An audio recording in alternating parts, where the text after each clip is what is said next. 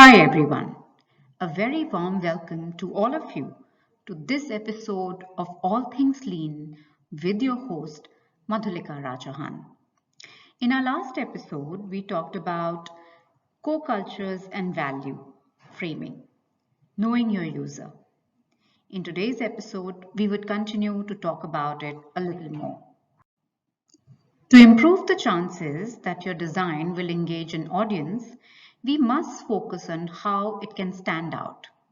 To do that, we need to know who our audience is. There is no room for everybody when we are targeting, far from it.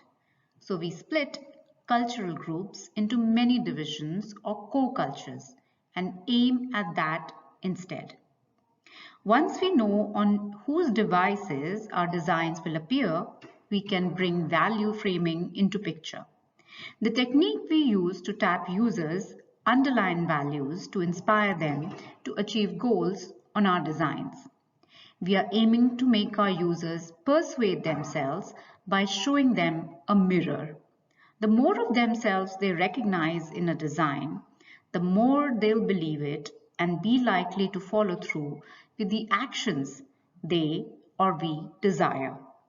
In our last episode, we talked about co-cultures and how they have been used to design products rather than sticking to a demographic split. In this video, we will talk about how to target our intended audience. Whatever your organization's message is, you as the designer have to have these different co-cultures firmly in your mind as you design. Our users are so much more than people. Cultural theorist Stuart Hall has explored and discussed the global social hierarchy, and a wealth of information exists above such considerations. One of Hall's most important observations is that a message must be perceived as meaningful disclosure and be meaningfully decoded before it can affect a use or satisfies a need. The success of a design, therefore, depends on its ability to be received by the usership who can decode it and react with approval. Milton Rockich, a renowned values researcher, submitted, value hierarchies or priorities are organizations of values, enabling us to choose between alternative goals and actions, and enabling to resolve conflict. So when we are defining our target audience, we can work on our message so that it will appeal best to the value they likely hold as a certain priority. Mirroring our target co-culture's values, the design we make will be particularly effective in persuading them because it will have accessed them at a certain level. Our values come from our environment largely during our adolescent years, shaped by parents, teachers, and friends, among other influences. These tend to solidify and remain stable throughout our lifetimes. Values framing refers to the art of presenting information so that it reflects certain values. We may not notice, but it is already all around us. The general type of value framing is obvious to us anytime we go into a store and see a price tag. One universally human value is the desire to save money, or at least not to waste it. 1 cent is the difference between $1 and $0.99. But psychologists have known for many years that shoppers are more likely to persuade themselves to buy something if it appears to cost less. Our eyes may show us the 99, but they reassure us that the 0 point is better than 1. If you turn on the TV and a show you don't like is on, you turn the channel. That's value framing right there.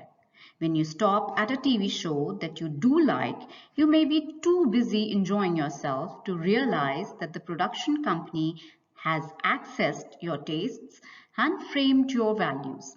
In other words, the show reflects your values, And you may notice that the studio also has another series that's based on one of the characters. Let's consider a hypothetical sitcom featuring a likable young San Francisco executive, Triff, who lives next door to his aging hippie parents, whose pet jellyfish he has agreed to care for. He tries to balance his eccentric, colorful background with a corporate job, trying to make sure that his boss and the girl he likes at work don't find out about his hippie origins. Hence why he's spineless jellyfish, just like his pet, even if he's a nice guy. Something about my pet jellyfish speaks to you. You may live in a big city, in a small apartment, like the lead characters, and you may understand how hard it can be to show and celebrate individuality in a corporate culture.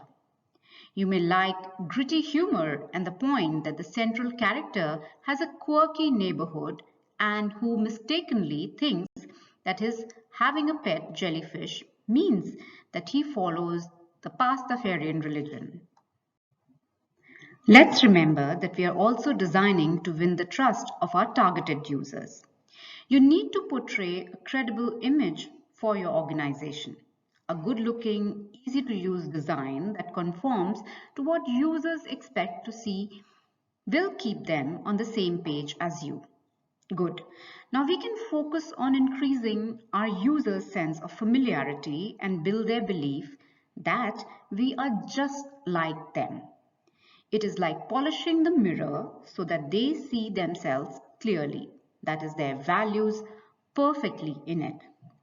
Let's go back to the Smithson's household and look at an example of how we might target a design. Jimmy, who's 16, wants to be a DJ when he leaves school. His friends have just told him about an app you can download that works out really powerful playlist sequences.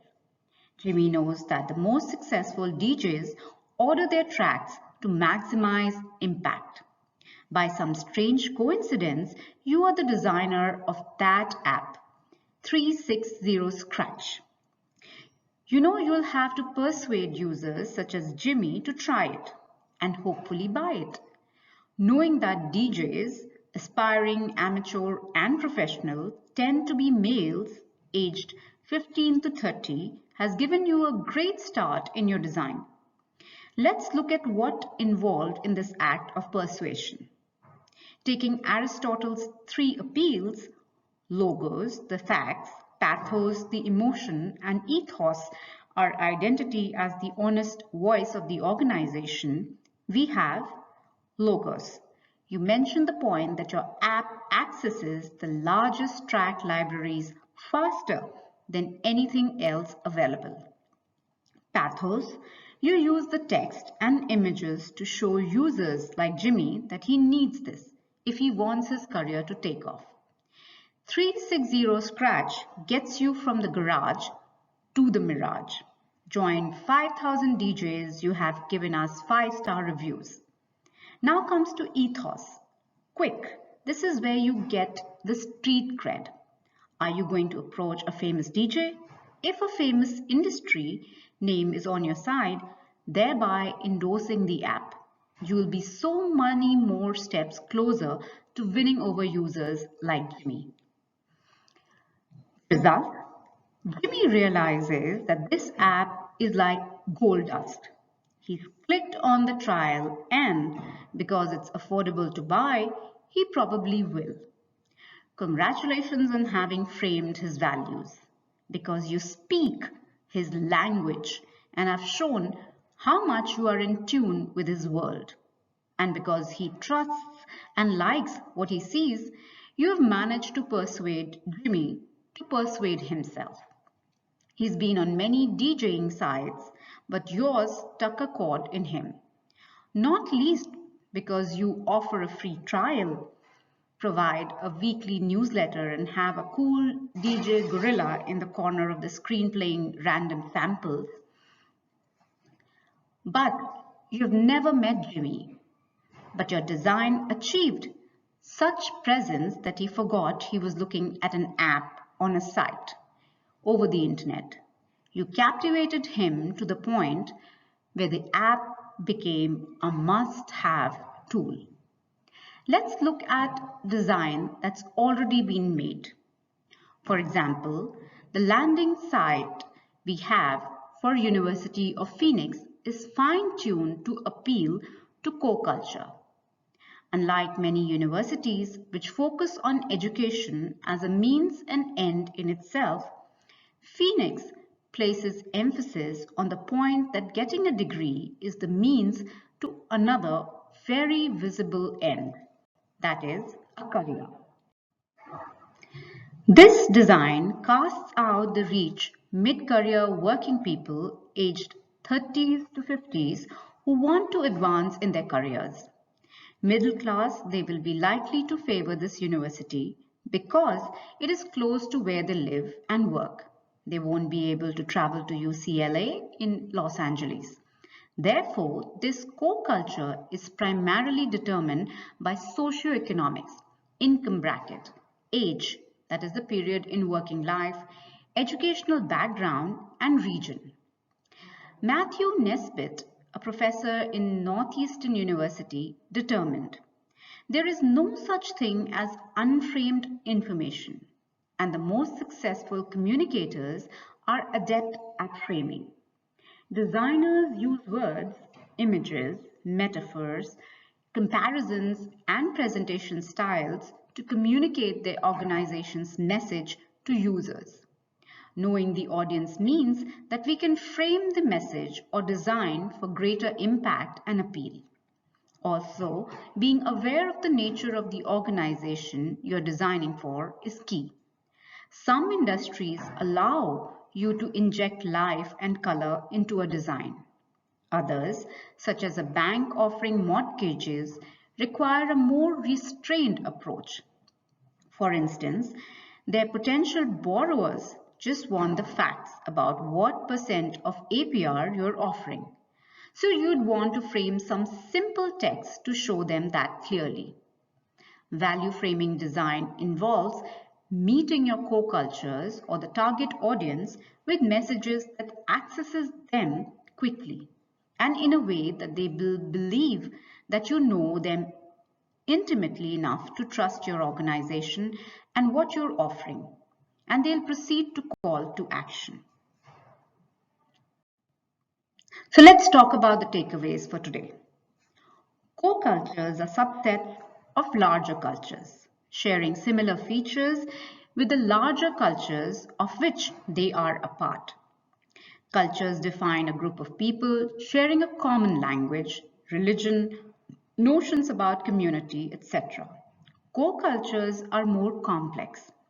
Each user carries several co-cultures by being from an ethnic group, a language group, an age group, an interest, politics, music, cuisine, etc., other groups and more. So there are a wide variety of target audience for whatever service, product, or message our organization is offering. Understanding how culture defines group is an important start to understanding co-cultures. Human values are universal, but the order in which societies prioritize these elements differ. Generalizing is valid because designers can tailor a UX design to a predictable market once they have identified the target audience as a co-culture. Overall, we establish a path towards persuading users that we know what they want because we are one of them. In that sense, there's a mirror in the value frame that we hold up that wherever the target audience is, they'll believe what we are saying. Better still, there is a better chance that they will like what we are showing them and follow through with a call to action. With this, we come to an end to this episode of All Things Lean. Don't forget to like and subscribe and comment in the comment section on what you'd like to hear more. Until next time, this is your host, Madhulika Rajahan, signing off. Have a wonderful day ahead.